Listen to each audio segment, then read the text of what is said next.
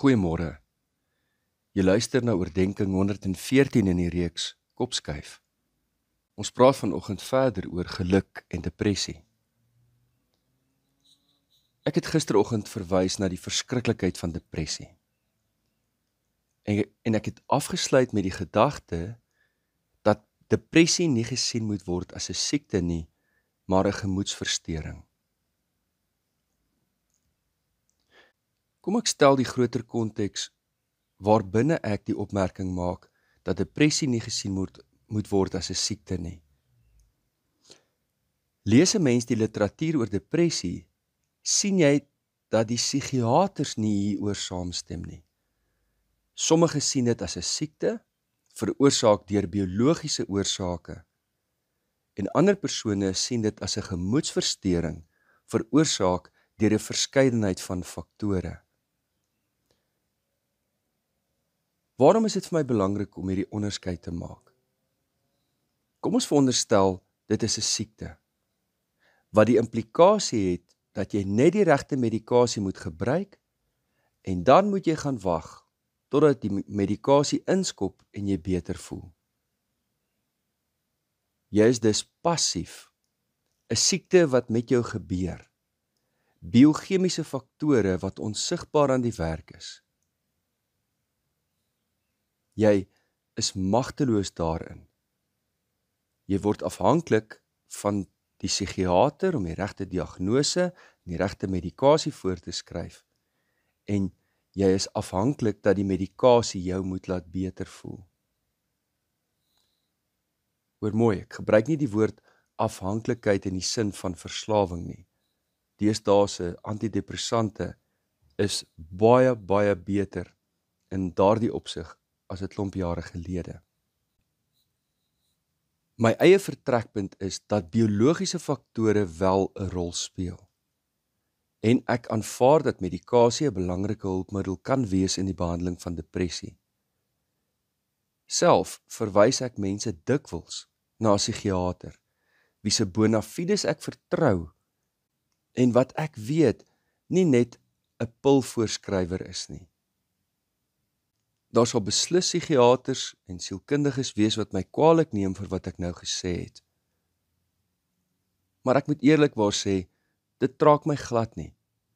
Ek sal enigiemand uitnooi om saam met my te kom sit, en dan deel ek met hulle die stories oor jare heen, waar psigiaters en sielkundiges op onprofessionele wyse vir mense medikasie en die verkeerde medikasie voorgeskryf het. Ek glo dus dat medikasie 'n rol kan speel, en baie dikwels doen dit. Maar ek glo nie dat medikasie alleen die oplossing is nie. Ek weet ook dat psigiatriese medikasie nie sommer ligtelik opgeneem moet word nie. 'n Mens moet baie versigtig wees. Vergewis jouself van die behandeling daarvan, vergewis jouself van die neeweffekte daarvan, en maak baie seker dat jy die regte medikasie ontvang. Dis my ervaring dat huisdokters en psigiaters dikwels onverantwoordelik hiermee omgaan. Hoekom sê ek dit? As jy by die psigiater kom, dan luister baie psigiaters na jou storie, maar net vir 'n halfuur lank teen koste van etlike duisende rande. Wat kan jy nou eintlik in 'n halfuur van iemand leer? Nadat hulle hierdie eerste afspraak na jou geluister het, skryf hulle meestal medikasie voor. Doen hulle 'n bloedtoets om te bepaal of daar een of ander tekort in jou bloed of in jou brein is? Doen hulle sulke toetse om die regte dosis te bepaal? Glad nie. Ek sê dit nou krities, maar dis professionele raaiwerk. Daarom sal die psigiater sê, gebruik hierdie medikasie vir minstens 14 dae en beslis langer terloops. Antidepressante behoort nie minder as 9 maande gebruik te word nie. Word dikwels baie langer voorgeskryf. As dit die regte medikasie is, goed so. Maar dan sê die psigiater, ons maak 'n opvolgafspraak, en op grond van jou terugvoer bepaal hulle of dit die regte medikasie is. Ons sal later praat oor die placebo-effek wat Martin Seligman bevind het. Hoor my dus hard en duidelik vanoggend. Ek wil nie diegene wat aan depressie ly, vanoggend oortuig om op te hou met jou medikasie nie. Ek wil nie vanoggend sê psigiaters en medikasie help nie. Daar is 'n plek daarvoor. Wat ek nie ondersteun nie, is die vertrekpunt dat iemand wat aan depressie ly, 'n passiewe ontvanger is van 'n diagnose van 'n persoon wat moontlik 'n verkeerde diagnose kan maak en gevolglik vir jou 'n pil gee, wat nie die regte effek op jou het nie. Want gaan lees maar van psigiatriese medikasie. Dit is nie smarties nie. Dit het 'n enorme effek op jou liggaam en op jou brein. Ons mense hou ongelukkig daarvan om iets in kategorieë te sien. Ons wil 'n diagnose hê, 'n naam vir iets. Maar wat daarvan as daardie diagnose of daardie naam verkeerd is, of net die helfte daarvan beskryf? Gaan sien dis 'n goeie psigiater, goeie terapeut en beraader, maar jy bly verantwoordelik vir jou eie geestesgesondheid. En daar is baie meer in jou mag as wat die professionele hulpberoepe dikwels vir jou sê. Jy oorhandig nooit jou siel aan 'n sielkundige of jou siege aan 'n psigiater nie. En daar is ook 'n ander kant daaraan.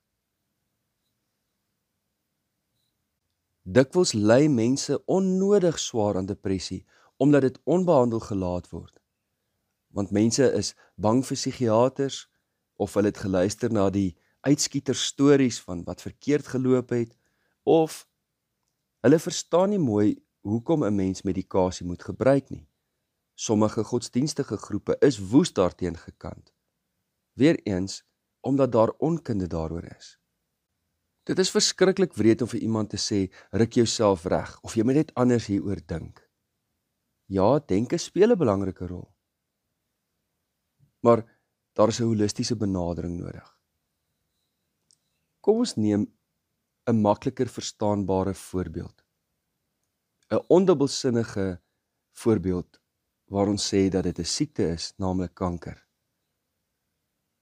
Speel net medikasie 'n rol in iemand se gesondheid en nie ook hulle denke nie? Natuurlik. Iemand wat aan kanker ly, sal beslis medikasie daarvoor gebruik, chemoterapie, of hulle sal bestraling ontvang. Maar tegelykertyd sê ons vir hulle ook, jou denke speel 'n ewe belangrike rol. Jy kan nie vir 'n kankerleier sê, dink net anders hieroor nie. Dus, wanneer iemand aan kliniese depressie ly en deur 'n goeie psigiater 'n diagnose daaroor ontvang het, kan antidepressante geweldig baie beteken om hulle uit daai donker gat uit te kry. Maar soos ons sal sien, afhangende van hoe jy depressie beskou, is diegene in wie se voetspore ek volg, in die denkskool waarin ek is, oortuig daarvan dat die harde werk voorlê, dat daar in terme van denkprosesse, iemand se sosiale verhoudings, iemand se toekomsdrome en die hoop waarmee hulle leef, in die besonder ondersoek moet word. Want daarin lê die diepliggende hoop en genesing uit depressie. Môreoggend praat ons oor die werk van Martin Seligman en die hoop wat hy bring aan depressieleiers. Kom ons bid saam. Hemelse Vader, ons dink vanoggend met groot empatie aan diegene wat aan depressie ly. Ons dink aan die donker dieptes waarin hulle soms verdwaal.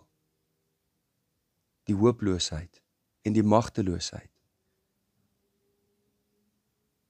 Die sukkel om op te staan en 'n visie vir môre te hê.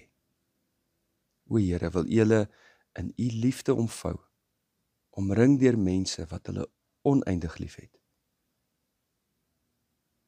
Help ook elkeen wat aan depressie ly, om te weet dat ook hierdie kettinge gebreek kan word.